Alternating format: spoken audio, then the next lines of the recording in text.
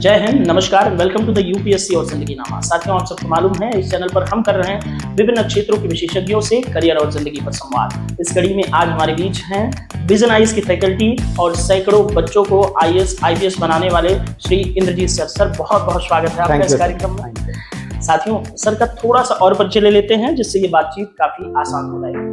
साथियों, सर ने अभी हाल ही में आपने एस्पायरेंट वेब सीरीज देखी होगी जो टीवीएफ की बहुत फेमस वेब सीरीज है। उसमें डीएम संभल को आपने बहुत प्यारा कैरेक्टर करते हुए देखा होगा। तो डीएम संभल का कैरेक्टर जब मुखर्जी नगर में होता है तो मुखर्जी नगर में बच्चों के अभ्यर्थियों के क्या क्या चैलेंजेस होते हैं, उस वातावरण को उस वेब सीरीज में गढ़ने में सर का बहुत बड़ा रोल है। सर को इसका क्रेडिट भी, जब मैंने अभी हाल ही में, कल ही मैंने जब पता चला सर आने वाले हैं तो मैंने कल वो वेब सीरीज जब देखा तो जब वेब सीरीज खत्म हुई तो सर को उसमें क्रेडिट दिया गया था। तो वहां से मुझे ये चीज का अंदाजा हुआ और आप सबने देखा होगा। साथियों, सर ने बहुत सारे बच्चों को अपने गाइडेंस में आईएएस आईपीएस बनते देखा है। सर की स्टूडेंट हैं कृतिका मिश्रा, आप सब जानते होंगे, 2022 में 66वीं रैंक, देवेश 2023 में, और जतिन को भी आपने सर के स्टूडेंट के रूप में बहुत सारे लोग जानते हैं। सर, हमारी आज की बातचीत, हम चाहते हैं कि जो कभी आपको लोगों ने विजन आईएएस में आईआर पढ़ाते देखा, कभी आंसर राइटिंग का कोई सेशन लेते देखा, और अब तो विजन आईएएस आपका पॉडकास्ट भी ले रहा है, लोग सब देख रहे हैं आपको। लेकिन हमारी आज की बातचीत, जब हमने आपसे बातचीत की तो आपने कहा कि हम ये सारी चीज़ें विजन में करते रहते हैं, लेकिन बच्चों की जो कुछ पर्सनल चीज़ें होती हैं जिन पर बिल्कुल बात नहीं होती, जैसे कि मेंटल हेल्थ। तो हमने आज की अपने प्रोग्राम की थीम ही रखी है मेंटल हेल्थ और यूपीएससी प्रीलिम्स, मतलब मेंटल हेल्थ पे फोकस। बिल्कुल सर, बिल्कुल सर। तो सर, आज हम अपने मेन सवालों की तरफ बढ़े इससे पहले थोड़ा हम आपसे जानना चाहेंगे कि आपकी जो यूपीएससी जर्नी है वो कैसी रही। यूपीएससी जर्नी, ऐसे तो मैंने बीटेक किया है जी, और इलेक्ट्रिकल इंजीनियरिंग से बीटेक किया। उसके बाद 2 साल आईबीएम में जॉब किया मैंने, सॉफ्टवेयर इंडस्ट्री में, पूना में थे। फिर वहाँ मुझे लगा कि नहीं, मेरा कप ऑफ टी नहीं है, मुझे इस ओर आना चाहिए। और बिहार में एक अंदर से कीड़ा सबको होता है कि एक दिन यूपीएससी का एग्जाम देना, आईएएस बनना है। बिल्कुल सर। तो घर पे बोले, उसके बाद हम इधर शिफ्ट किए मुखर्जी नगर में, आज जहाँ आप शूटिंग कर रहे हैं यहीं पे हम भी रहे हैं, इधर पीछे। तो पहले अटेम्प्ट में ही मेरा पीटी हुआ। उस समय सीसेट के मार्क्स जुड़ते थे उस अटेम्प्ट में। उसके बाद मैंने 6 अटेम्प्ट दिए टोटल, जनरल कैटेगरी में 6 अटेम्प्ट है टोटल। तो मेरे 4 बार प्रीलिम्स हुए, मेंस कभी नहीं हुआ। मैं आपको बता दूं, मेरा इंटरव्यू कॉल 100 नंबर से छूटा है, और हमको खुद नहीं समझ में आता था कि हम बार बार प्रीलिम्स निकाल रहे हैं लेकिन इंटरव्यू, मतलब मेंस क्यों नहीं निकल रहा है। समझिए कि वो चक्रव्यूह जो होता है ना, उसमें फंस के रह गए। और मेरा प्रीलिम्स में तो ऐसा भी था कि 108 नंबर कट ऑफ दिया 2015 में, मेरे 145 प्रीलिम्स में, बहुत अच्छा मार्क्स। हाँ, लेकिन मेंस में हम बिल्कुल गोल थे। तो ये सब प्रॉब्लम फेस किए डाउन द लाइन। उसके बाद फिर लगा कि नहीं, मुझे मूव ऑन भी करना है। तो 2016-17 में विजन आईएएस से जुड़े, 18-19 से मुझे पढ़ाने का मौका मिला। तब से करीब 8-9 साल से हम पढ़ा रहे हैं, और बच्चों को गाइड हम बहुत पर्सनली भी देते हैं। वो जो आपने रिजल्ट बताया, तो कृतिका मिश्रा का 22 में रिजल्ट आया, उसके बाद फिर ऑनलाइन लग गया हिंदी मीडियम में। हर साल 2-3 बच्चे मेरे गाइडेंस से निकल रहे हैं, जो ओवरऑल हिंदी मीडियम के रिजल्ट का नहीं कहना चाहिए 10% है। मतलब ये बोलने में तो ऐसे बुरा लग रहा है, लेकिन है वो 10%, इतना कम रिजल्ट है। और उसके बाद 2020 में मैंने दिल्ली यूनिवर्सिटी से लॉ में एडमिशन लिया, और मेरा 23 में लॉ खत्म हुआ। तो लॉ भी मैंने पैरेलली दिल्ली यूनिवर्सिटी से कर लिया, क्योंकि मैं विजन आईएएस में पॉलिटी, गवर्नेंस और आईआर पढ़ाता हूँ। लॉ पढ़ने से उसमें मुझे बहुत ज्यादा कॉन्फिडेंस, पढ़ाने में बहुत ज्यादा कॉन्फिडेंस आया है। तो यही है कि मुझे पढ़ाना और बच्चों को गाइड करना बहुत पसंद है। बिल्कुल सर। सर, अब जब परिचय में मैंने बताया वेब सीरीज के बारे में, थोड़ा उसके बारे में बताया कि उसकी आपको जिम्मेदारी कैसे मिली कि आप पवन के किरदार को गढ़ें। ये बड़ा इंटरेस्टिंग है स्टोरी, अगर आप थोड़ा समय दें तो मैं थोड़ा बताना चाहता हूँ। 2018 में मैं विजन में करेंट अफेयर पढ़ा रहा था, और साथ में टेस्ट डिस्कशन लेता था। तो यही जीटीवी नगर मेट्रो स्टेशन पर उतरे और बैटरी रिक्शा करके और मुखर्जी नगर की तरफ आ रहे थे। तो सामने एक चेहरा दिखा जो उसी बैटरी रिक्शा में बैठा हुआ था, ई रिक्शा में। तो मुझे लगा इस बंदे को कहीं देखे हैं। तो एकाएक मुझे ऐसा लगा टीवीएफ। टीवीएफ? तो बोला हाँ। वो भी थोड़ा भौचक हो गया कि, और कोई नहीं पहचान पा रहा था, मैं पहचान गया क्योंकि मैं टीवीएफ को फॉलो कर रहा हूँ 2012-13 से। तो फिर हम लोग दोस्त बने, दीपेश उसका नाम था। और दीपेश को हम बोले कि हाँ, मुखर्जी नगर क्यों घूम रहे हो? तो उसने कहा कि एक यूपीएससी रिलेटेड कुछ हम लोग वीडियो बनाना चाह रहे हैं। उसने बहुत डिस्क्लोज नहीं किया, तो आप मेरा हेल्प कर सकते हैं? तो हम लोग बिल्कुल, मेरी 2 से 5 क्लास है, मेरा नंबर ये है, 5 बजे के बाद आपसे मिलते हैं। फिर 5 बजे उनसे मिले और पूरा मुखर्जी नगर उनको घुमाया, एक एक चीज बताया। और वो जानना भी चाह रहे थे कि भाई ये तैयारी में क्या क्या होता है, कितने सब्जेक्ट हैं, पॉलिटी का मतलब केशवानंद भारती केस, लक्ष्मीकांत बुक, ये वहीं वो समझे। उसके बाद बोले कि मुझे एक एस्पिरेंट का रूम देखना है। तो बोले चलिए, हम फोन किया। मेरा एक मित्र दानिश उसका नाम है, यहीं रहता था परमानंद में। तो वो बोला कि हाँ लेके आइए। गए हम लोग, तो देख के भौचक रह गया, सिर्फ मैप ही मैप है। और बहुत सारा हमारा रात में 12 बजे तक डिस्कशन चला। और अब मुझे नहीं पता था कि वो वेब सीरीज एस्पिरेंट नाम से आने वाला है। उसके बाद क्या हुआ कि वो भी कोविड आ गया, है ना। उसका शूटिंग हुआ होगा, सब हुआ होगा। हाँ। और इतना हम लोग उथल पुथल में थे कि कोविड के बाद देखिएगा कि 20 के बाद आया है ये एस्पिरेंट जो सीजन आया। तो उसमें बहुत सारे डायलॉग्स, बहुत सारी चीज जो कंटेंट हम लोग के थे, तो उसमें डाले गए थे। बड़ा प्रसन्नता हुआ। उसके बाद क्या हुआ कि मेरा जो विजन में वीडियो आता था, तो मैंने जस्ट शेयर किया दीपेश को। अच्छा, हम लोग उतना फ्रिक्वेंटली, सब लोग बिजी हैं लाइफ में, उतना फ्रिक्वेंटली बात नहीं करते थे। तो मेरा नंबर उसके पास से खो गया था। एकाएक जो वीडियो गया और उसने पहचान लिया कि अरे तो वही सर है। तो फिर वो हमको कॉल करना शुरू किया। उस समय तक एस्पिरेंट का सीजन 2 आ चुका था। फिर वो बोला कि सर मतलब माफ कीजिएगा, आपको सीजन 1 में क्रेडिट नहीं दे पाए, लेकिन 2-3 में आपको हमारे साथ पूरा जुड़ना है। तो बोलिए क्या सेवा हो सकती है। तो बोला कि मुखर्जी नगर सेटअप में वो कहानी आने वाला है, और मुखर्जी नगर में हिंदी मीडियम में क्या दिक्कत होता है, क्या होता है, तो आपको हम लोग के साथ थोड़ा ऑनलाइन मीटिंग करना होगा और हम लोग खूब डिस्कस करेंगे। 10 मीटिंग हुआ होगा। उस समय लखनऊ में क्लास ले रहा था और रोज रात में आके हम लोग मीटिंग करते थे। और ऑब्वियसली इस चीज को डिस्क्लोज नहीं करना था, किसी को मैंने डिस्क्लोज भी नहीं किया। हाँ, और खूब मीटिंग हुआ और हिंदी मीडियम का एस्पिरेंट का क्या दिक्कत आता है, सब कुछ। और आप देखिएगा सीजन 3 में पूरा वो चीज डिटेल में डिस्कस किया गया है। और फाइनली हमको, अच्छा मेरा सीन उसमें है नहीं, कहीं हम नहीं है। हाँ बिल्कुल, हर व्यक्ति को इच्छा तो होता है कि वो हो, लेकिन हम लोग कलाकार नहीं है, हम लोग टीचर हैं। और किसी की वेब सीरीज में हम लोग ऐसे जबरदस्ती नहीं प्रवेश कर सकते। लेकिन उसने मुझे बोला कि सर आपको क्रेडिट देंगे। तो हर एपिसोड में लास्ट में आप देखिएगा special thanks to Indrajeet sir, faculty Vision IAS लिखा है। सर कहा जाता है ना कि कभी कभी भौतिक उपस्थिति आवश्यक नहीं होती, मानसिक उपस्थिति आवश्यक होती है। तो आप मानसिक रूप से वहाँ, यानी कि आप ही के विचार चल रहे हैं। हाँ, और आपको ये बता दूं संदीप कि जो आपने देखा है जो एपिसोड 2 है, तो एपिसोड 2 में केस स्टडी डिस्कस किया गया है। बिल्कुल सर। और उसमें वो केस स्टडी हम लोग यूपीएससी तैयारी में तो अच्छे से पढ़ते हैं, लेकिन उन लोगों को कहाँ से पता चलेगा। तो वो लोग अपना केस स्टडी IQ और EQ को लेके एक बनाए हुए थे। मैंने कहा कि ये केस स्टडी बनाइए, इसमें आप इंटरव्यू देने जा रहे हैं और लास्ट अटेम्प्ट है आपका, और किसी का एक्सीडेंट हो गया है, 4 लोग हैं, तो आप अपना इंटरव्यू देंगे या उनको हॉस्पिटल लेके जाएंगे। बिल्कुल, ये सवाल अक्सर चलता है। अच्छा, हमेशा चलता है। और अभिलाष जो है वहां पे, उसका साथ सेम सीन है, क्योंकि उसको अगला साल लास्ट अटेम्प्ट, इस साल उसका लास्ट अटेम्प्ट है। हाँ। और अभिलाष वाज मोस्ट प्रैक्टिकल गाय, मतलब वो प्रैक्टिकल है। हाँ, जानबूझ के वो चीज डाला गया। फिर हम बोले कि इसमें आप ये कीजिए ट्विस्ट कि अभिलाष जब उनको फंसाने के लिए कि अगर वो लोग में अगर फैमिली मेंबर हो तो ये जो इम्पैक्ट पड़ा है उस सीन का।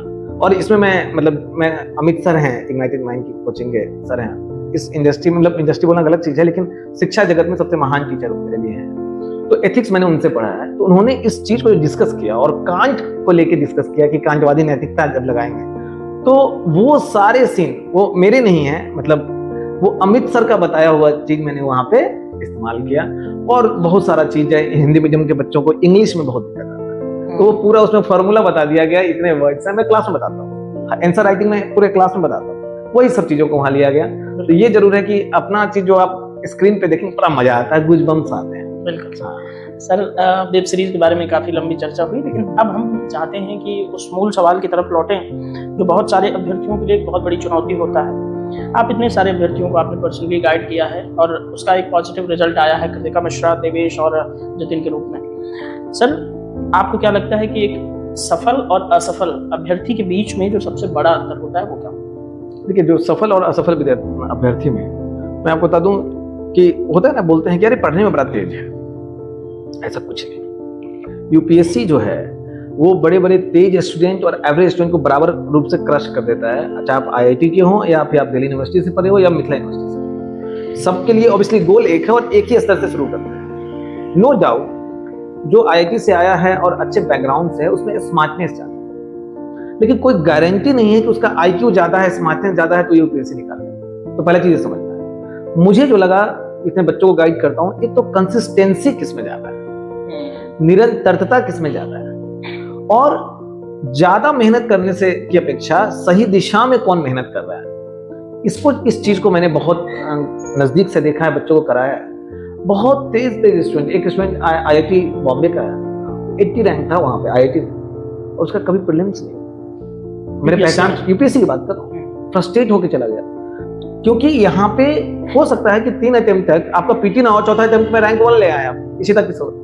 लेकिन सोचिए इशिता किशोर जो सेंट स्टीफन की थी, कितनी अच्छी बैकग्राउंड की थी, अगर वो कंटिन्यूटी नहीं रखते, फ्रस्ट्रेट होके दूर हो जाती, उसका अगर मेंटल हेल्थ खराब होता और नहीं मेरे बस की बात नहीं है, तो फिर आगे रिजल्ट कैसे आता। तो सफल और असफल विद्यार्थी के बीच में हम बहुत मेजर यही डिफरेंस देखे हैं, कंटिन्यूटी, वो भी सही दिशा में। सर अब हम अपने जो मेंटल हेल्थ वाले सवाल हैं, मूल सवालों की तरफ अब बढ़ेंगे, और एक हमारा पूरा सेगमेंट है मेंटल हेल्थ के ऊपर। तो सर अब हम जानना ये चाहेंगे कि एक तो आप मेंटल हेल्थ को डिफाइन कीजिएगा, दूसरी ये बताएंगे खराब मेंटल हेल्थ, अच्छी मेंटल हेल्थ क्या होती है, उसके क्या लक्षण होते हैं और उसके क्या कारण होते हैं, जैसे खराब मेंटल हेल्थ के क्या कारण। देखिए मेंटल हेल्थ तो जैसे कि आपका पूरा बॉडी है, तो जैसे कि आपका लीवर खराब हो गया, बॉडी का मतलब हाथ टूट गया, तो ये सब मूर्त है, दिखता है, रिपोर्ट में आपका तुरंत दिख जाता है कि आपका लीवर खराब हो गया, ब्लड रिपोर्ट में आ जाता है, किडनी खराब हो गया, ब्लड रिपोर्ट में आ जाता है।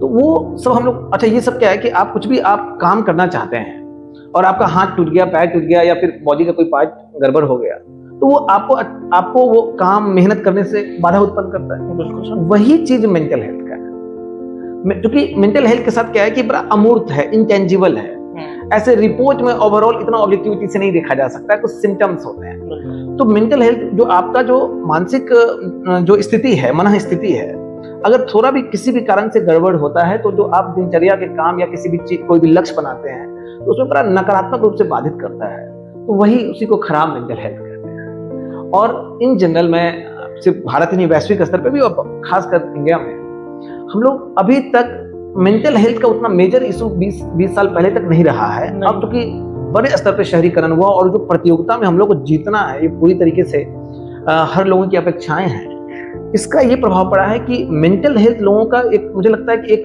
पैंडेमिक बन चुका है। इसको मैं बोलता हूँ छुपा हुआ पैंडेमिक, महामारी है, एक सीरियस प्रॉब्लम, एक सीरियस मेजर प्रॉब्लम। और चूंकि आप मुझे बोलिएगा कि देखिए ना सर, मेरा मेंटल हेल्थ का तो साथ थोड़ा गड़बड़ है, इसके साथ इतना स्टीरियोटाइपिंग है कि अधिकतर लोग समझेंगे कि पागल हो। बिल्कुल सर, इसको पागल के डॉक्टर के पास ले। अच्छा सर, इसे हम आप कहते हैं कि एक बीमारी है, लेकिन बहुत सारे लोग बीमारी भी नहीं मानते। बीमारी, अच्छा बहुत सारे लोग बीमारी भी नहीं मानते। हाँ। सबसे बड़ी बात यह है कि बहुत सारे लोग ये नहीं सोचते हैं कि मेंटल हेल्थ क्या है, ठीक है, क्योंकि दिखता नहीं। हाँ। वो आपको रिपोर्ट के माध्यम से ऐसे दिखेगा नहीं, तो लोग जागरूकता की कमी के कारण लोग एक्सेप्ट नहीं करना चाहते। तो यूपीएससी के फील्ड में आप समझ जाइए कि सबसे बड़ी बाधा आज मेंटल हेल्थ का पड़ गया है। बिल्कुल, क्योंकि ये एक लंबी जर्नी है। आप जब यूपीएससी का रिपोर्ट भी देखिएगा, तो जितने सफल विद्यार्थी हैं, सबसे ज्यादा सिलेक्शन 3rd अटेम्प्ट में होता है, अगर वो डेटा से भी देख लें। बिल्कुल, तो 3rd अटेम्प्ट का मतलब है 1 साल तैयारी, और पहला 1 साल तैयारी करेंगे, उसके बाद पहला अटेम्प्ट देंगे। 3 अटेम्प्ट का मतलब होता है 4 से 5 साल आपको रहना है पढ़ाई में। बिल्कुल, और चूंकि रिगरस पढ़ाई चाहिए, तो इन जनरल आप क्या होते हैं, सोशल जो पूरा एरिया है समाज से कट जाते हैं, आइसोलेशन में चले जाते हैं। आइसोलेशन में थोड़ा तुलनात्मक रूप से थोड़ा आइसोलेट हो जाते हैं, जिस कारण से जो ह्यूमन इवोल्यूशन हुआ है लोगों का, तो हम लोग सामाजिक लोग हैं। हाँ। तो बैठ के आग ताप रहे हैं, साथ में खाना खा रहे हैं, गप मार रहे हैं, ये मेंटल हेल्थ हमेशा अच्छा रहा है, इसलिए कभी लोगों को सिविलाइजेशन को दिक्कत नहीं आया।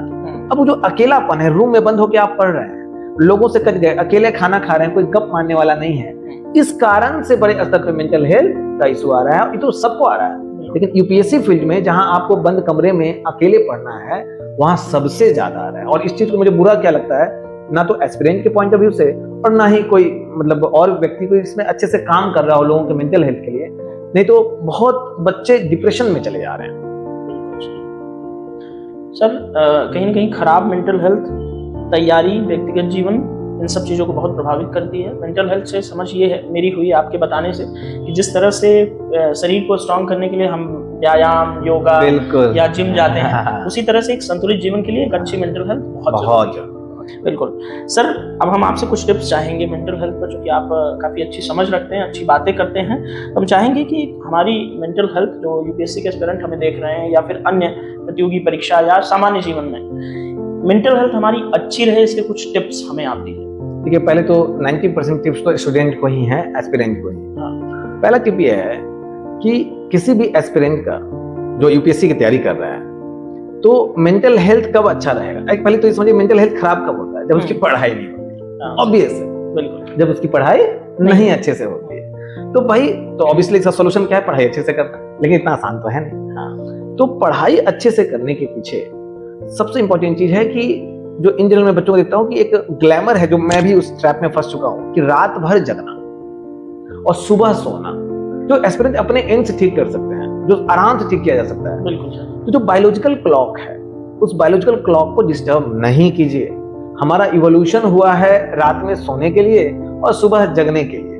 हम लोग क्या करते हैं? रात भर जगते हैं और सुबह सोते हैं, जिस कारण से चिड़चिड़ापन, नींद कम आना, और कितना भी हो सुबह में वो नींद नहीं आएगा जो आपको रात में 2 बजे, 1 बजे, 12 बजे जो नींद आया। बिल्कुल। तो नींद जब पूरा नहीं होगा तो ऑब्वियसली आपका मेंटल हेल्थ खराब होगा। तो इसको तो एकदम बेसिक तरीके से सुधारना है, यानी कि नींद अच्छी लेना। नींद अच्छी लेना। दूसरी बात, इन जनरल बच्चे हॉस्टल में, लॉज में, पीजी में रहते हैं और सारे बच्चे रात में जगे हुए हैं, चाय कॉफी का माहौल है।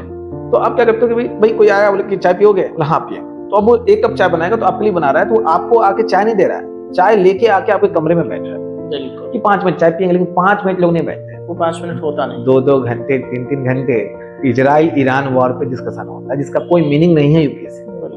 कुछ और भी फालतू की डिस्कशन, मतलब मैंने जस्ट एक बताया आपको कि इस तरीके का डिस्कशन, पॉलिटिक्स का डिस्कशन, आपको इन सब चीजों से बचना है, क्योंकि वो पढ़ाई आपको पता है कि प्रोडक्टिव हुआ नहीं तो आपका मेंटल हेल्थ खराब करना है। अब क्या है कि बहुत सारे लोग इसको एक्सट्रीम फॉर्म में ले जाते हैं कि सर ने कहा कि भाई ये सब डिबेट डिस्कशन नहीं रहना है, तो हम सब दोस्तों से कट जाते हैं। ये भी एक बहुत बुरा चीज है, आइसोलेशन, एक्सट्रीम आइसोलेशन। मैं सारे स्टूडेंट को बोलता हूँ कि आप मॉर्निंग में 7 से 12 पढ़ाई कीजिए। 5 घंटा जो मॉर्निंग में पढ़ लेगा वो दिन भर में मिनिमम 8 से 10 घंटा निकाल लेगा। और फिर 12 से 2 घंटे का ब्रेक लिया, 3 से 5 पढ़ा तो 2 घंटे हो गए, रात में 3 घंटा। अब क्या है कि शाम का जो समय है उसमें ऐसे वाइब्स हैं कि आपको बाहर जाके घूमना चाहिए, दोस्तों के साथ चाय समोसा मटरगश्ती करनी चाहिए, गप मारना चाहिए। ये जो गप है बहुत इंपॉर्टेंट है, लेकिन हाँ, गप मारने के टाइम पे गप, पढ़ाई के टाइम पे गप नहीं। तो अगर आप सुबह से अगर टाइम देते हैं पढ़ाई को कंसंट्रेट करके, तो आपका बिल्कुल मेंटल हेल्थ अच्छा रहेगा। एक और बात कि अधिकतर बच्चे इस उम्र में चूंकि यंग है, चाहे लड़का हो या लड़की हो, तो 50-60% बच्चों को देखता हूँ रिलेशनशिप में आते हैं। बिल्कुल सर। जिसमें अब क्या है, हमारी सोसाइटी का ऐसा है कि उसको स्टीरियोटाइप करता है कि यार पढ़ने गया है कि रिलेशनशिप नहीं। ऑब्वियस है, अगर मतलब अगर उसका अट्रैक्शन किसी लड़का लड़की के प्रति ना हो, इसका मतलब वो मशीन और रोबोट बन चुका है, उसको डॉक्टर से इलाज कराना चाहिए। हाँ सर, कहा जाता है कि पढ़ाई और प्यार दोनों की उम्र नहीं, तो वो अपना सबका पर्सनल चॉइस है। किसी के साथ अगर ऐसा हुआ भी है तो कोई बुराई वाली बात नहीं है। मैं ये कहता हूँ कि आप अगर आपका पहले से रिलेशनशिप में हैं आप और यूपीएससी का तैयारी करने आए हैं, प्लीज उस रिलेशनशिप को बना के रखिए, नहीं तो वो बहुत डिस्टर्ब कर देगा आपको। बना के रखिए, ब्रेकअप नहीं करना। दूसरा बात कि अगर पहले से रिलेशनशिप में नहीं है तो प्लीज यहाँ मत बनाइए, आप पढ़ाई कीजिए, फिर वो आपको डिस्टर्ब कर सकता है। यहीं पे सर छोटा सवाल मेरा ये होगा कि मान लीजिए कि आप कह रहे हैं कि अगर आप पहले से रिलेशनशिप में हैं तो आप उसको ब्रेक मत करो, यहाँ पे आओ तो रिलेशनशिप ना बनाओ। मान लीजिए यहीं किसी को प्यार हो जाए, हो गया तो देखिए मतलब इन जनरल ये तरीका है। अगर हो भी गया तो उसको आप इमोशनल इंटेलिजेंस होता है, कॉमन, उससे मैनेज कीजिए, है ना।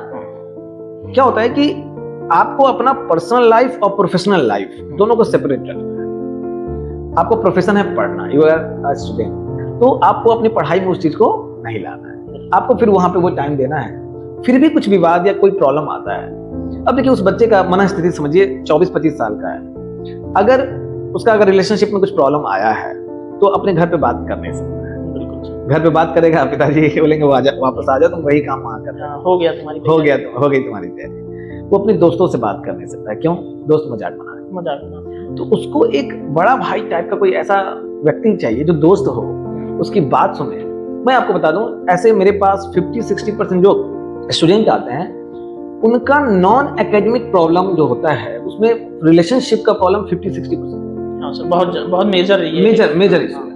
अब क्या है कि मेरे पास ऑप्शन है उसको डांट के भगा दें, लेकिन हमको पता है कि क्या उसको एक सपोर्ट की जरूरत है।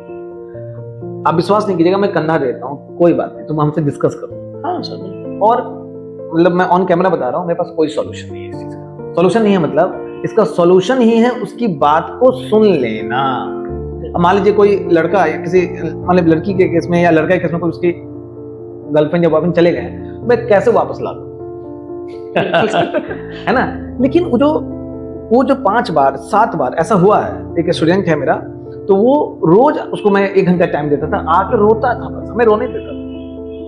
धीरे धीरे धीरे धीरे धीरे धीरे उसके अंदर का जो टॉक्सिसिटी थी वो कम हुआ, और वो फिर बोले 1 सप्ताह के लिए अब घर चले जाओ।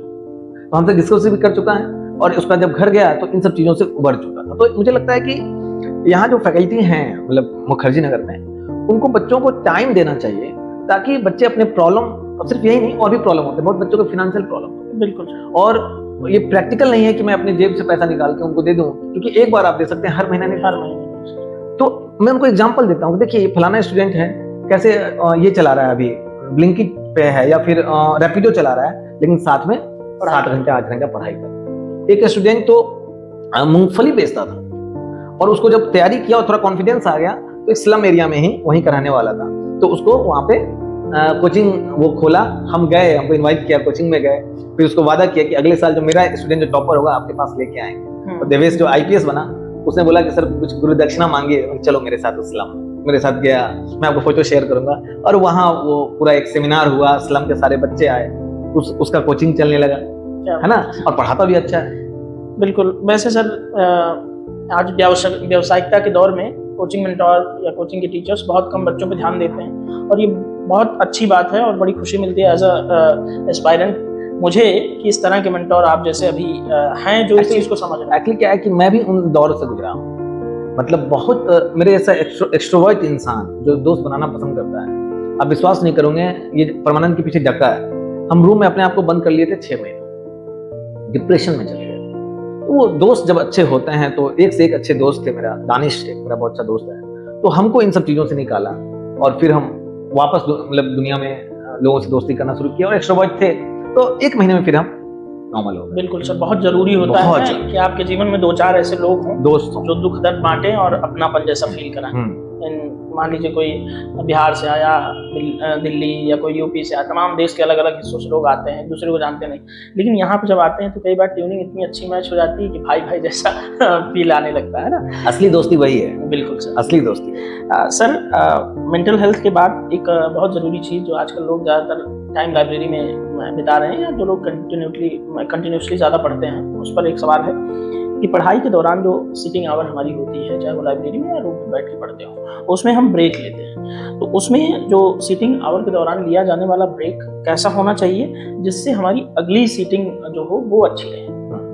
पहले तो ये समझिए कि हमारा जो बॉडी है, तो कहना आसान है 10 घंटा। 10 घंटा मामूली बात नहीं है पढ़ना, है ना। और बहुत सारे लोग बच्चे परेशान होते हैं कि सर मैं 10 ही घंटा पढ़ रहा हूँ, लेकिन नहीं, आपको बिल्कुल नहीं पढ़ाना है।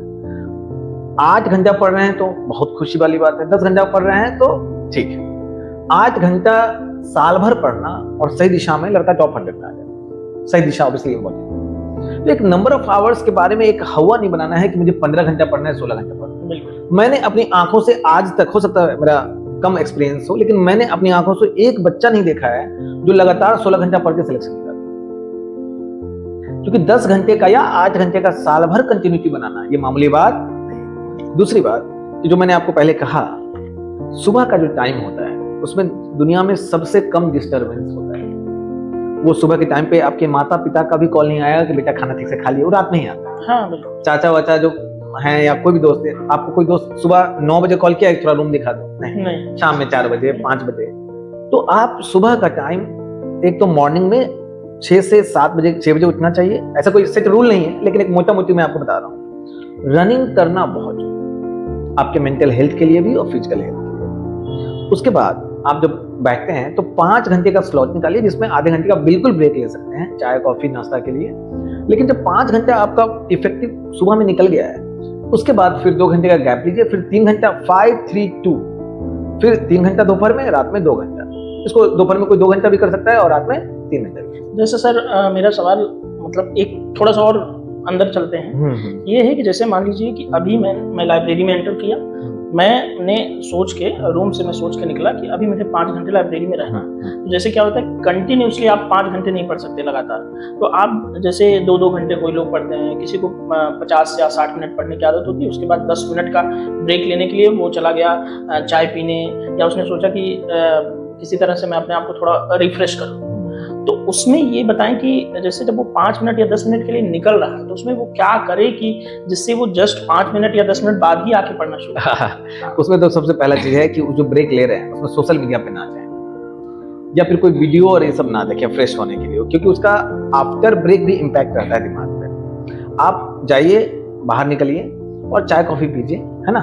और बहुत ज्यादा ब्रेक भी अच्छी बात नहीं, जैसे कि आपने कहा 50 मिनट में जब तक आप बैठेंगे और ब्रेक लेंगे उसमें कोई इफेक्टिव पढ़ाई नहीं हो पाती। मिनिमम जो स्लॉट है वो 2 घंटे का तो होना ही चाहिए, मिनिमम स्लॉट। और कितना चाय पिएंगे, ये भी है, कितना चाय पिएंगे। एक बहुत मेजर इशू जो है लाइब्रेरी सिस्टम के साथ जो मैं देखता हूँ, लाइब्रेरी में दोस्त बन जाते हैं लोगों को, और भाई बाहर निकलेंगे तो हमेशा मन करता है किसी के साथ निकले। तो जो आपने 10 मिनट का ब्रेक लिया है ना, कब आधा घंटा और 1 घंटे का हो जाता है वो पता नहीं। बस सर, बिल्कुल इसी से जुड़ा हुआ मेरा अगला सवाल कि कई बार अचानक से पढ़ते पढ़ते हमारे मन में कोई अतिरिक्त विचार आ जाता है, किसी की याद आ गई, घर की याद आ गई, या कुछ भी अतिरिक्त विचार आ जाए, और कई बार एंग्जाइटी भी होने लग जाती है। फिर हम उस एंग्जाइटी से भागने के लिए तरह तरह के तरीके ढूंढने लगते हैं। जैसे कोई फोन में वीडियो देखना शुरू कर दिया, टैब या लैपटॉप लेके बैठा पढ़ने, वीडियो देखना शुरू कर दिया, या कोई कॉल पे चला गया, या फिर जो इससे पहले वाला सवाल था कि चाय पीने चले गए। तो इसे आप कैसे देखते हैं कि इस टाइम को कैसे मैनेज करना चाहिए? बिल्कुल, देखिए हम लोग इंसान ही हैं, है ना। तो हम लोग पढ़ाई कर रहे हैं तो दिमाग में तरह तरह के विचार आने लाजमी है। अब इन विचार, एक तो है कि इनको कम किया जाए, कैसे कम करें, बड़ा अमूर्त होता है, इतना आसान है। तो इसका तो सबसे अच्छा सोल्यूशन है जो इन जनरल लगभग एस्पिरेंट कर नहीं पाते, वो है मेडिटेशन। अगर आप मॉर्निंग में मेडिटेशन करते हैं तो दिमाग को बड़ा शांत रखता है, योगा मेडिटेशन। और ये कहना आसान है, मैं भी इसको कंटिन्यूअसली कर नहीं पाता हूँ, थोड़ा टफ है, लेकिन जो आसानी से किया जा सकता है, कभी आप भी आजमाइएगा। मॉर्निंग में अगर आधा घंटा आप बिना हेडफोन के, बिना मोबाइल फोन के, बिना किसी दोस्त के आप रनिंग कीजिए। क्योंकि यहाँ पे मुखर्जी नगर में तो आसपास काफी पार्क है, मैं टैगोर पार्क जाता था।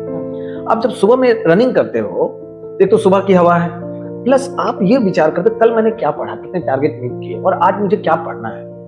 और ये जो आप करते हो उसके बाद जब पढ़ने बैठते हो, पिछली नहा धो के नाश्ता करके जब पढ़ने बैठते हो, तो आपका 4-5 घंटे का बढ़िया स्लॉट निकलता है, विचार कम आते हैं। मॉर्निंग में इन जनरल विचार कम आते हैं, डिस्टर्बेंस, विचारों का भी डिस्टर्बेंस कम होता है।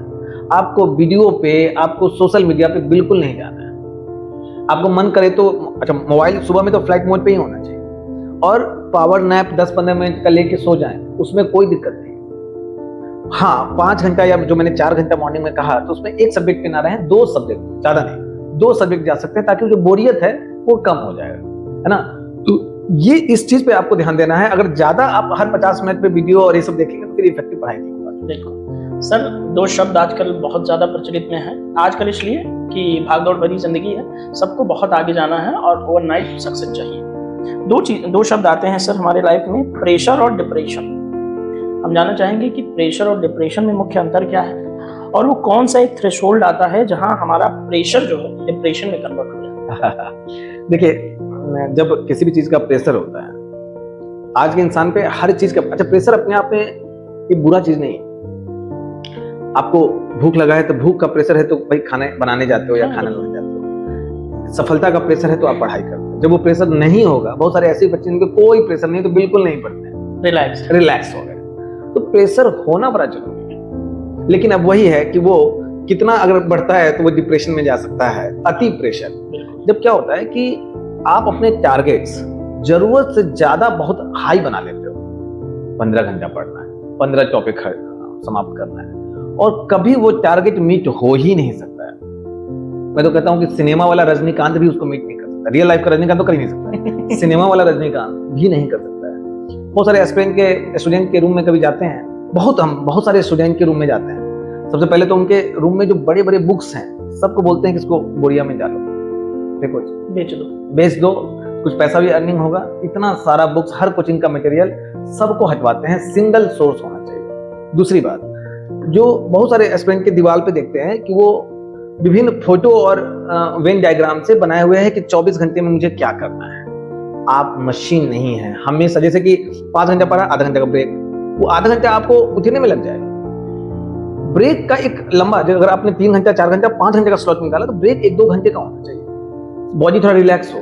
तो आप अगर आपने 15 घंटे का टारगेट बनाया तो हमेशा ये होगा, एक दिन 2 दिन आपने मीट किया उसके बाद नहीं किया तो प्रेशर बनना शुरू होगा। सबसे इंपॉर्टेंट चीज है कि ये जब बढ़ता जाता है बढ़ता जाता है बढ़ता जाता है और आप मीट नहीं कर पाते हो तो इसी में आप डिप्रेशन में आना शुरू हो जाते हैं। ये सही, बिल्कुल सर। तो रियलिस्टिक आपको गोल बनाना बहुत जरूरी है। सर अब इन्हीं सभी चीजों को समराइज करता हुआ एक सवाल है जो बीच में आपने एक जिक्र किया कि इन सभी चीजों के बीच कभी व्यक्तिगत जीवन कभी रिलेशनशिप कुछ कुछ आता रहता है, तो इससे हमने एक सवाल बनाया खासकर यूपीएससी की प्रिपरेशन के दौरान relationship, family pressure, emotional distraction, इन सभी चीजों को ये आती हैं। अगर इसे मैनेज करने का कोई प्रैक्टिकल तरीका हो तो वो हमें बताओ। देखिए पहला चीज ये मैं सबको समझाता हूँ, अगर किसी बच्चे का कुछ ऐसा प्रॉब्लम आ रहा है जिस कारण से उसके डिप्रेशन के या फिर उस पर प्रेशर आ रहे हैं, बड़ा ऑब्वियस है।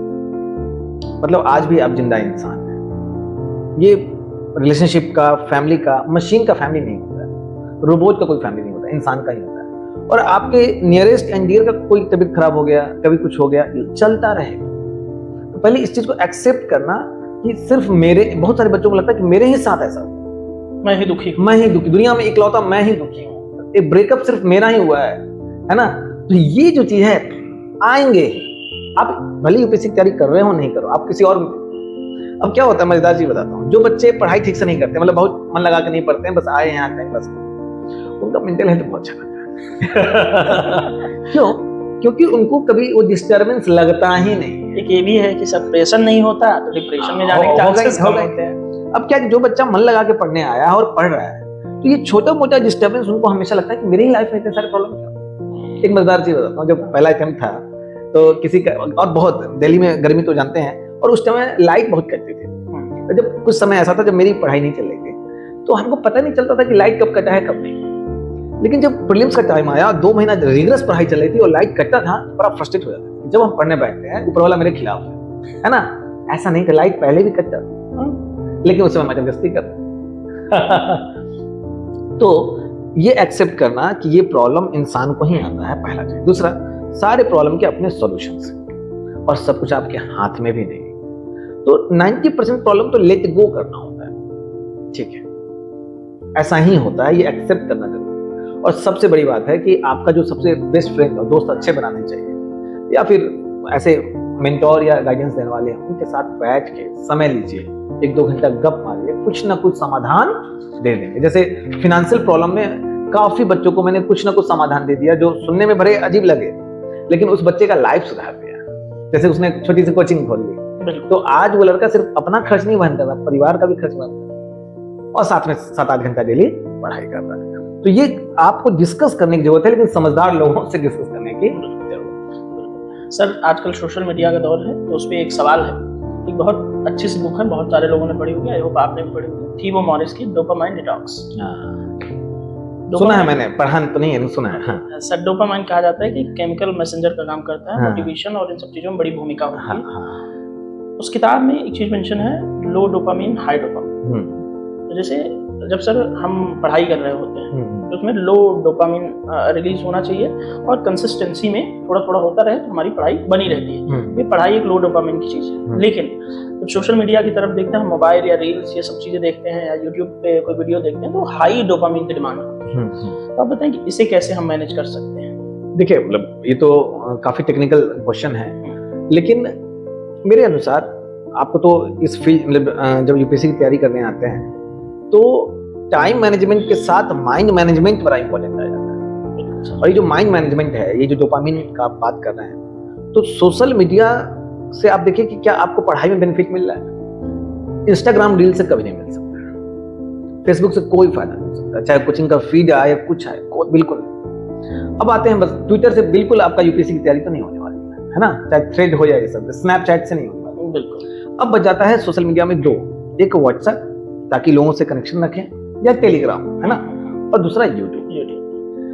अब यूट्यूब पर व्हाट्सएप तो आप मैनेज कर लेते हो, है ना, नोटिफिकेशन ऑफ कर लिया, नया नंबर ले लिया, और उसमें कुछ ही लोगों के पास व्हाट्सएप नंबर है, चाहे फैमिली वाले के पास है तो मैनेज कर लिया, सीमित कर दिया, कोई बड़ी बात नहीं, ज्यादा है तो ब्लॉक कर दिया, है ना। लेकिन जो यूट्यूब का एडिक्शन है, मुझे लगता है कि यूपीएससी का तैयारी में सबसे बड़ा हर्डल बन गया है यूट्यूब। अगर आप इजाजत दें तो मैं तो आपको एक्सप्लेन करना नहीं चाहता हूँ। बिल्कुल बिल्कुल अधिकतर बच्चे को ये सेंसिटाइजेशन नहीं होता है कि आप पूछिएगा 4 साल 5 साल तैयारी किए हुए बच्चे से कि आपको सिलेबस याद है यूपीएससी का, मेंस का नहीं याद होता। नहीं यार, राइट। अब जिस बच्चे को सिलेबस याद है, अच्छा वो उसमें बच्चों की भी गलती नहीं है, ये गाइड करने वाले की गलती है कि कैसे सिलेबस उसको याद करवाएं, क्योंकि आज तक जितने टॉपर हैं किसी से पूछे सबको सिलेबस याद है। अब क्या है कि यूट्यूब पे जब वो जाते हैं तो वहां अनफिल्टर्ड कंटेंट है, मतलब फिल्टर होकर नहीं आ रहा है कि जो आपको आवश्यकता है वही नहीं दिखाएगा, बहुत सारी चीज उसका अपना एल्गोरिदम है यूट्यूब का। तो आपने यूपीएससी वाला एक वीडियो देखा जो अच्छा था, अब वो क्या है यूपीएससी रिलेटेड बहुत सारे कोचिंग का बहुत सारे वीडियो देते हैं। बहुत सारे जो यूट्यूब पे आज कंटेंट बन रहे हैं वो कंटेंट न्यूज चैनल वाले को दिखाना चाहिए, वो यूपीएससी वाला दिखा रहा है। और जिसका यूपीएससी की तैयारी से कोई मतलब, अगर मान लीजिए ईरान ने इजराइल पे क्लस्टर बॉम्ब छोड़े, अब इसका वीडियो और एक्सप्लेनेशन की क्लस्टर बॉम्ब क्या होता है, कौन सा वॉरहेड होता है, उसका यूपीएससी में कोई रोल नहीं। कहां कहां कौन सी बड़ी घटना हुई, मंथली मैगजीन आता है या लास्ट में जो कंपाइलेशन आता है, 5 घंटे में आप पारंगत हो जाओगे। लोग को क्योंकि वॉर का वीडियो देखना बड़ा पसंद है ना, तो जब तक कि आपके यहाँ ना हो रहा होगा, है ना। हाँ, तो वीडियो देखने में तभी अच्छा लगता है। हाँ, तो लोग इसी पे कंज्यूम होते रहते हैं, इसको बोला जाता है इन्फोटेनमेंट। इसका मतलब क्या है कि बच्चों को लग रहा है कि वो इन्फॉर्मेशन ले रहे हैं, उनकी यूपीएससी की तैयारी कर रहे हैं, लेकिन वो एंटरटेनमेंट है, डोपामाइन जो हाई किए हुए हैं। लेकिन वो किताब से जो आप पढ़ेंगे, जो न्यूज़पेपर से पढ़ेंगे, द हिंदू न्यूज़पेपर से पढ़ेंगे, वो लोग नहीं करते हैं। वो अब मैं एक लास्ट एग्जांपल आपको देना चाहता हूँ। द हिंदू पढ़ना मैं हमेशा बोलता हूँ, या इंडियन एक्सप्रेस पढ़ना बड़ा इंपॉर्टेंट है, क्योंकि आज की लाया भले ही 10% समझा, लेकिन आपने समझा है, आपका रीजनिंग, आपका क्रिटिकल थिंकिंग बढ़ा है। लोग इसमें जाते हैं, डेली न्यूज एनालिसिस वीडियो में जाते हैं कि ना कौन पढ़ेगा सुन ले। अब वो क्या पैसिव वर्क है, डोपामिन हाई है, आराम से आप सुन रहे हो, उसका जीरो फायदा है। आप जरा टॉपर किसी से पूछेगा, कितने टॉपर द हिंदू या न्यूज़पेपर छोड़ के किसी कोचिंग का खाली वीडियो ही कंज्यूम कर रहे हैं, डेली न्यूज एनालिसिस कर रहे हैं? नहीं, एक्सेप्शंस आर एवरीवेयर, लेकिन इन जनरल नहीं। तो आपको एक तो मेरे अनुसार, अब हर आदमी का अपना स्टाइल है, डिजिटल फॉर्म में पढ़ाई नहीं करना है, क्योंकि डिजिटल डिवाइस पे जब आप आईपैड पे, मोबाइल पे पढ़ाई करते हो, आपको खुद नहीं पता चलता है कब आप यूट्यूब पे चले। बिल्कुल सर, मुझे भी यही लगता है, इस तरह की चीजें हैं। अब सर हम थोड़ा सा, चूंकि आप प्रीलिम्स के एक शानदार मेंटोर हैं, बहुत सारे बच्चे आपसे जुड़े हुए हैं, प्रीलिम्स आप क्विकली निकलवा देते हैं, और प्रीलिम्स भी नज़दीक है, मई में प्रीलिम्स है, तो मैंने एक सेगमेंट स्पेशली प्रीलिम्स पे बनाया है, तो थोड़ी सी चर्चा प्रीलिम्स पे होगी। जैसे मैं जानना चाहूँगा, बहुत सारे लोगों का सवाल है और आप बड़ी मुश्किल से मिले हैं तो हम जानना चाहेंगे सर, प्रीलिम्स की सही स्ट्रैटेजी क्या होनी चाहिए? देखिए, प्रीलिम्स जो है, आज मैं मेरा कभी मेंस नहीं हुआ, और मेंस कैसे निकाला जाता है इसके लिए मैं 2 साल ORN में रहा और इतना माथा पीट लिया कि इतना आसान है मेंस, सही में आसान। प्रीलिम्स मेंस से टफ है। अगर इसका मेंस से कितना टफ है, अगर मैं आपको एक अनुभव कराऊं तो आप तुरंत अनुभव कर पाएंगे। प्रीलिम्स में कितने बच्चे निकलते हैं? 10,000। हाँ। मेंस में कितने बच्चे निकलते हैं? 3,000। 3,000। हाँ, अगर जरा सोचिए कि प्रीलिम्स में 3,000 बच्चे ही निकलते तो मेंस और प्रीलिम्स में क्या हो जाता? प्रीलिम्स बहुत एक्सट्रीमली टफ। अगर मात्र 3,000 निकलते तो 10,000 निकल रहा है ना। तो प्रीलिम्स में क्या है कि डिफाइंड सिलेबस नहीं है। मेंस के साथ वही सबसे अच्छा बात है।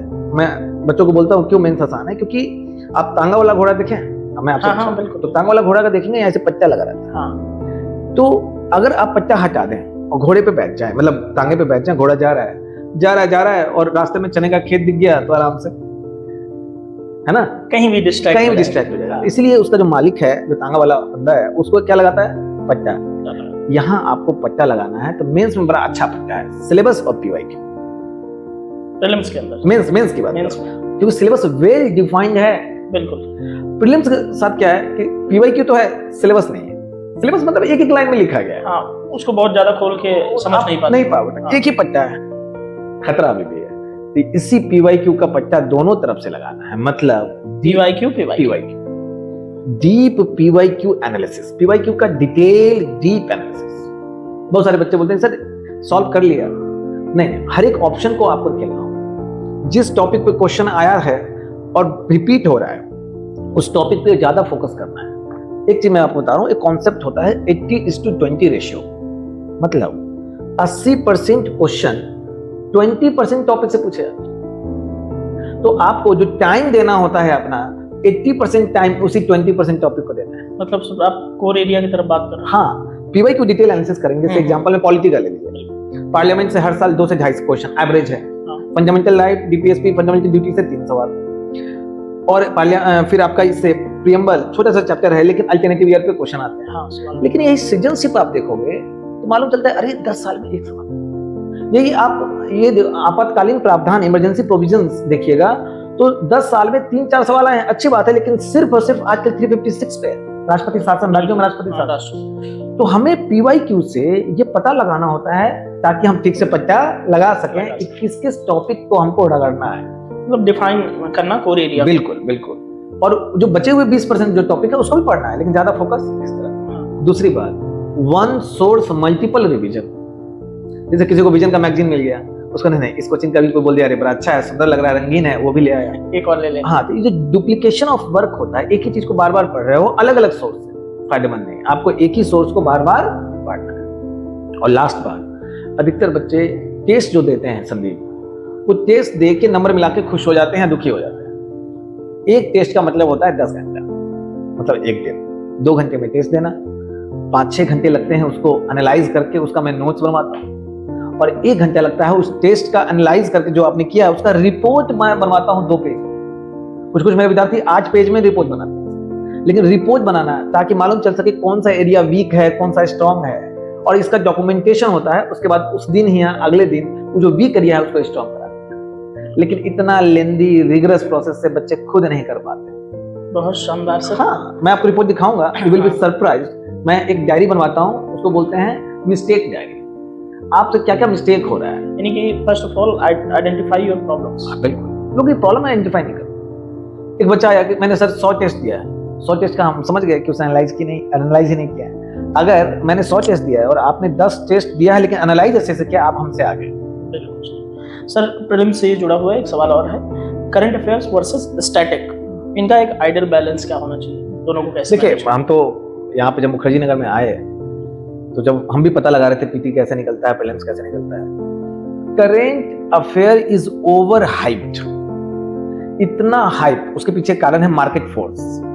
इतना यूट्यूब पे हर जगह सिर्फ करेंट की बात होती है, इतना ज्यादा वेटेज। आप करेंट छोड़ के स्टैटिक के बल पे पीटी निकाल लोगे, लेकिन स्टैटिक को छोड़ के करेंट के बल पे पीटी नहीं निकाल पाओगे। तो बड़ा इंपॉर्टेंट है कि पीवाईक्यू के हिसाब से आपको स्टैटिक के हर एक कॉन्सेप्ट जो बहुत इंपॉर्टेंट है डिटेल में और डीप में पढ़ना है, ताकि कॉन्सेप्चुअल क्लैरिटी रहे। उसके बाद करंट अफेयर का रोल आता है। करंट अफेयर अगर आप साल भर डेली 1-1 घंटा देते हो, काम हो जाता है। चाहे वो विजन की मैगजीन हो, हाँ न्यूज़पेपर तो आपको पढ़ना ही है, वो अलग चीज है, लेकिन मैगजीन है अगर आपके पास अच्छा है तो 1 घंटा अगर आप डेली पढ़ते हो, काम हो जाता है। अभी रही बात, अभी 2 महीना बचा हुआ है, तो जो बच्चे पढ़े हैं अभी तक इस 2 महीने में, उसका इंडेक्स की सहायता से माइक्रो नोट्स बनाए। मतलब इंडेक्स के सामने ही शॉर्ट में 1-1 लाइन में लिख दें कि टॉपिक क्या है, और उसका बार बार रिवाइज करें। जो कॉन्सेप्चुअल टॉपिक है आपका करंट में, उसको अंदर जाकर रिवाइज करें। तो डाउन द लाइन आपको याद करना होता है बार बार रिवीजन करके। लेकिन जो स्टैटिक है उसको तो बहुत ज्यादा फोकस करना ही है। बिल्कुल सर। आप पीटी 365 पढ़ाते हैं, और पीटी 365 जो मार्केट में आता है तो 2 स्लॉट में आता है। एक अभी आया हुआ है नवंबर तक, उसके बाद नवंबर के बाद अप्रैल तक के आसपास का आएगा, या अप्रैल के लास्ट तक का, क्योंकि मई में पेपर हो जाता है तो 1 महीने पहले तक का ही काम होता है प्रीलिम्स में। तो जैसे जब पीटी 365 आप पढ़ाते भी हैं, आपने देखा होगा कि जब आप पूरे पीटी 365 को उठाइए तो कम से कम इतना मोटा हो जाएगा, है ना। तो मैं जानना चाहता हूँ, बहुत सारे लोगों का ये सवाल भी होता है कि पीटी 365 को कैसे यूज करें जिससे वो जो ओवर बर्डन लगने लगता है कि बहुत हो गया, वो ना। मैंने पिछले बार में हिंट भी दिया आपको। मेरा एक बड़ा अच्छा छात्र है अभिषेक, और आपका एक मित्र है, उसको मैं 2 साल से गाइड कर रहा हूँ। और अभिषेक को मैंने बोला था, लेकिन बड़ा अच्छा से एग्जीक्यूशन करके लाया, उसी से मुझे ये आइडिया भी मिला। अब देखिए, पीटी 65 का जो इंडेक्स है, पूरा तो पढ़ना पड़ेगा आपको, लेकिन पढ़ना चैलेंज नहीं है, उसको 7 से 8 बार रिवाइज करना चैलेंज है। बिल्कुल वही सर। हाँ, तो उसमें जो बहुत कॉन्सेप्चुअल टॉपिक है उसको टिक मान लीजिए कि मैं अंदर से पढ़ूं। लेकिन 90% टॉपिक आपको भले ही डिटेल में हो, लेकिन 1 लाइनर होता है। अगर 1 लाइन में शॉर्ट नोट्स बना लें उसका, तो उसको रिवीजन करना बहुत आसान है। गौरव त्रिपाठी काफी फेमस है जो आईपीएस हैं, तो वो भी वाले जो यूपीएससी, हाँ, और मेरे मतलब मेरे हमसे बहुत जुड़े भी रहे हैं वो, तो वो ये स्टाइल अपनाते थे। अभी अभिषेक ने बड़ा अच्छा इसको एग्जीक्यूट किया। ये एक पेपर लाइए, अब इस पेपर को ऐसे इस मोड में रखें, इंडेक्स को यहाँ चिपका लिया, यहाँ पे इंडेक्स को चिपका लिया और वन लाइन में हर जो टॉपिक है उसके सामने लिख लिया अंदर से, जब रिवाइज कर रहे हैं तभी। और आपको रिवीजन करना इतना आसान हो जाएगा, वो जो पूरा 100 पेज का एक पेज हिस्ट्री फाइल वो 4 पेज में आ जाता है। बिल्कुल सर, मैंने उसे देखा है, आप देखा ना आपने? बनाया। हाँ, तो अभिषेक की हैंडराइटिंग बहुत अच्छी है, इतना अच्छे से बनाया है, बहुत सुंदर लिखता है, बहुत सुंदर लिखता है। तो इस चीज को मैंने अब सारे स्टूडेंट पे मैं अप्लाई कर रहा हूँ और सबको फायदा हो रहा है। बिल्कुल सर, अभी तक हमारी बातचीत काफी भारी भरकम हो गई है। इसको थोड़ा लाइट बनाते हैं। कुछ 5 छोटे-छोटे सवाल आपसे पूछूंगा, उसके छोटे उत्तर देने हैं। इसको हम रैपिड फायर राउंड बोलते हैं, इसमें झटपट सवाल हो जाते हैं। तो सर, इसमें रैपिड फायर का हमारा पहला सवाल है कि पढ़ाई के दौरान बर्नआउट और लोनलीनेस फील हो तो ऐसी क्या हैबिट अपनानी चाहिए कि तुरंत फर्क दिखना शुरू हो जाए? वैसे सवाल बड़ा है, जवाब बड़ा है, लेकिन आपको मुझे लगता है कि डेली 1 घंटा मिनिमम बुक रीडिंग होना चाहिए। बुक रीडिंग में नॉवेल हो सकता है। और दूसरी बात कि वीक में अपने आप को 1 दिन आप अपने लिए, मैं माफ कीजिएगा मैं थोड़ा ज्यादा बोल रहा हूँ, एक कृष्ण बिहारी नूर का एक शेर है कि जिंदगी से बड़ी कोई सजा ही नहीं और क्या जुर्म है पता ही नहीं, इतने हिस्सों में बच गया हूं मैं कि मेरे हिस्से में कुछ बचा ही नहीं। आपको अपने हिस्से में बचाना है, वो आपकी हॉबी है, वो जैसे बुक रीडिंग है। डेली सिनेमा नहीं देख सकते हैं, वेब सीरीज के चक्कर में ना जाए, लेकिन वीक में 1 दिन मंडी हाउस जाकर थिएटर देख सकते हैं, एक मूवी देख सकते हैं और डेली आप बुक रीडिंग कर सकते हैं। बहुत शानदार सर। सर, दूसरा सवाल है कि यूपीएससी प्रिपरेशन में सबसे बड़ा मेंटल स्ट्रेस ट्रिगर क्या होता है? सबसे बड़ा यूपीएससी प्रिपरेशन में सबसे बड़ा मेंटल स्ट्रेस ट्रिगर ये होता है कि सारा कुछ अच्छा है, सर्कमस्टांस अच्छा है, घर से पैसा भी मिल रहा है, माता पिता सबका स्वास्थ्य अच्छा है, आपका स्वास्थ्य अच्छा है और पढ़ाई नहीं होता है। ये सारे सर्कमस्टांस अच्छे लेकिन पढ़ाई नहीं हो रहा है, इससे बड़ा बुरा कुछ नहीं लगता है। बिल्कुल सर। अब अगला सवाल है सर कि टेस्ट सीरीज आप जानते हैं काफी ओवररेटेड मामला बन चुका है, सबको टेस्ट सीरीज ज्वाइन करना है, लेकिन टेस्ट सीरीज का असली यूज से जुड़ा हुआ ये सवाल है, टेस्ट सीरीज देने के बाद एनालिसिस ज्यादा इंपॉर्टेंट है या फिर अगला टेस्ट चलो दे देते? Obviously analysis, obviously. जैसे प्रीलिम्स का टेस्ट 2 घंटे में आप देते हो, 7 से एवरेज स्टूडेंट की बात कर रहा हूँ, 7 से 8 घंटे का एनालिसिस चाहिए। और जब मेंस का आप टेस्ट दे रहे हो 3 घंटा में होता है टेस्ट, और आप जब कॉपी चेक होके आए तो मिनिमम 2 घंटे का एनालिसिस होना चाहिए। सर, प्रीलिम्स के मॉक में टेस्ट सीरीज के अंदर अगर लो स्कोर आ रहे हैं मॉक में हमारे, तो स्ट्रेटजी चेंज करें या प्रैक्टिस बढ़ा दें? देखिए, तो देखना पड़ेगा स्ट्रेटजी, मतलब क्या रिवीजन नहीं है इसलिए लो स्कोर आ रहा है ना। प्रैक्टिस तभी बढ़ा सकते हैं जब आपको वो कॉन्सेप्चुअल क्लैरिटी है। लो स्कोर आ रहा है तो आपके लिए एक अपॉर्चुनिटी है, आप उस टेस्ट का रिपोर्ट बनाइए और जो जो वीक एरिया है उसको स्ट्रॉन्ग कीजिए, धीरे धीरे धीरे आपके स्कोर बढ़ने चालू हो जाए। सर, सोशल मीडिया डिटॉक्स जरूरी है या कंट्रोल्ड मैनर में यूज बेहतर होता है? ऑब्वियसली कंट्रोल मैनर में यूज। कुछ ऐसे सोशल मीडिया है जिसको बिल्कुल हटा दीजिए अपने जीवन से, है ना, चाहे स्नैपचैट हो, इंस्टाग्राम हो, आपको यूट्यूब बिल्कुल यूज करना है, लेकिन बिल्कुल अच्छे से रेगुलेट करके कि मुझे जो कॉन्सेप्ट समझना है वही समझेंगे, खामखा इन्फोटेनमेंट के चक्कर में नहीं रहेंगे। सर, हमारा रैपिड फायर राउंड खत्म हो गया। अब हमारी बातचीत अंतिम पड़ाव पे है और इस बातचीत में हम ये बेसिकली एक मोटिवेशनल सेशन होता है, तो आपसे हम 2 छोटे छोटे सवाल करेंगे, उसका आप जवाब चाहे जितना लंबा छोटा दे सकते हैं, आपके पास फ्रीडम भी है, लिबर्टी भी है, जो आप समझ लें। सर, पहला सवाल आपसे जुड़ा हुआ हो सकता है कि अगर आप खुद यूपीएससी की तैयारी शुरू करने वाले हों तो आप सबसे पहले किन किन बातों का विशेष रूप से ध्यान रखेंगे? सबसे पहले मैं सिलेबस याद करना चाहूंगा, जो मुझ में पहले ही दिक्कत रह गया। सिलेबस, मेंस का सिलेबस याद करना मतलब एनालाइज करना चाहूंगा। उसके बाद एक अच्छा मेंटोर ढूंढो, ऑब्वियसली फीडबैक लेके पता लगा के कि अच्छा एक मेंटोर जो मुझे गाइड करे। इस बार रैंक 3 जो आए हैं, बड़ा गजब का बात उस बंदे ने कहा कि मुझे एक अच्छा मेंटोर मिल जाए और मेरे पास एआई है, तो एक अच्छा मेंटोर ढूंढ लूंगा जो मेरा एकेडमिक और नॉन एकेडमिक प्रॉब्लम सॉल्व करे, क्योंकि थोड़ा लंबा जर्नी। बिल्कुल।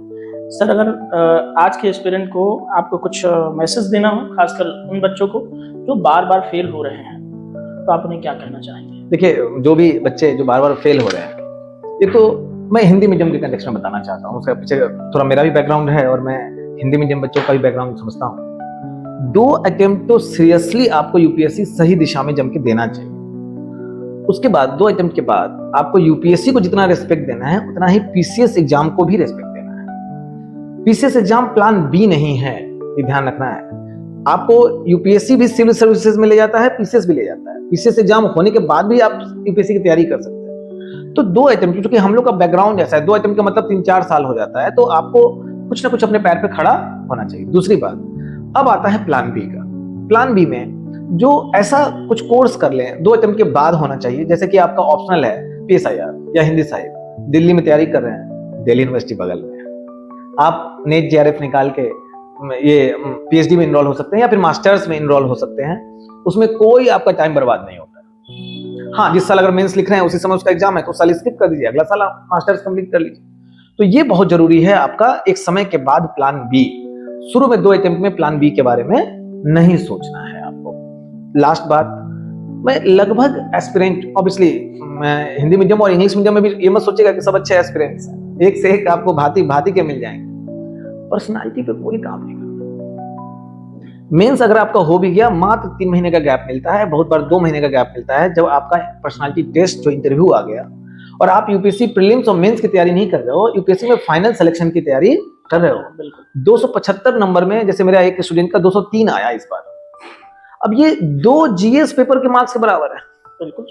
और हिंदी मीडियम बच्चे पर्सनालिटी टेस्ट में इसलिए नहीं पिछड़ते हैं कि वो हिंदी मीडियम के हैं, वो इसलिए पिछड़ते हैं कि वो अपने पर्सनालिटी उनकी अच्छी नहीं है। इसका कतई मतलब नहीं है कि आप अपनी पर्सनालिटी अच्छा नहीं कर सकते, बिल्कुल कर सकते हो। जैसे कि अच्छे न्यूज़पेपर पढ़ना, अच्छे लोगों से बात करना, और लास्ट बात, डेली कुछ ना कुछ बुक रीडिंग, क्रिटिकल बुक, जैसे अमर्त्य सेन का बुक है idea of justice, argumentative Indian, तो अच्छे बुक्स डेली 1-2 घंटा सोते समय पढ़ना, तो लॉन्ग टर्म में टॉप 100 लाने में आपको बहुत सहायता करेगा। बिल्कुल सर, हमारी बातचीत बहुत शानदार रही और आज की बातचीत से बहुत सारे लोगों को बहुत सारे डाउट्स क्लियर हुए होंगे। जनरली सर क्या होता है कि कोचिंग इंस्टीट्यूट में या आप लोगों से पर्सनली हर किसी का मिलना संभव नहीं होता, लेकिन कोचिंग इंस्टीट्यूट में भारी भरकम फीस देकर के भी बच्चे वो नहीं प्राप्त कर सकते जो आज इस एक आधे घंटे की बातचीत में आपसे मिलेगा। और संदीप जी, माफ कीजिएगा आपको इंटरप्ट करने के लिए, मैं सारे बच्चे को बोलना चाहता हूँ और आपको भी बोलना चाहता हूँ, किसी भी बच्चे का अगर मेंटल हेल्थ का इशू है तो आराम से वो सर को, संदीप सर को कांटेक्ट करें। मेरा ईमेल आईडी भी आप दे सकते हैं बच्चों को, और आप 10 घंटा चाहिए मैं 10 घंटा दूंगा, क्योंकि मेरे लिए प्रायोरिटी है मेंटल हेल्थ। मैं भुक्तभोगी हूं उन सब चीजों का, और काफी बच्चों को मैंने मेंटल स्ट्रेस और डिप्रेशन से निकाला है। मैंने कोई डिग्री नहीं ली है इस फील्ड में, लेकिन एक एक्सपीरियंस रहा है। तो मेंटल हेल्थ का अगर आपको इशू है, मैं इतने अपने बिजी शेड्यूल में आपको मैं हेल्प करूंगा, कोई उसके चार्ज नहीं है। मुझे पसंद है बच्चों से बात करना और उनके प्रॉब्लम सॉल्व करना। बिल्कुल सर, कई बार खरीदी हुई डिग्री अनुभव के सामने फेल कर जाती है। तो सर, इस बातचीत में आपका बहुत बहुत धन्यवाद आपका इस बातचीत में शामिल होने के लिए। और साथियों, इस बातचीत को आप देखिए, सर की क्या चीज़ें बहुत अच्छी लगी उसे आप फॉलो करिए, और कमेंट के माध्यम से अपनी प्रतिक्रिया इस वीडियो के बारे में क्या है वो ज़रूर दर्ज कराएं। और सर का ईमेल, जैसा कि सर ने कहा, वो मैं आपके डिस्क्रिप्शन बॉक्स में दे रखा हूँ। आप आराम से जाकर के सर को ईमेल करें, यदि बहुत ज़रूरी बात है तभी सर से शेयर करें, अन्यथा परेशान ना करें। तो ठीक है सर, बहुत बहुत धन्यवाद, थैंक यू सो मच। जय हिंद।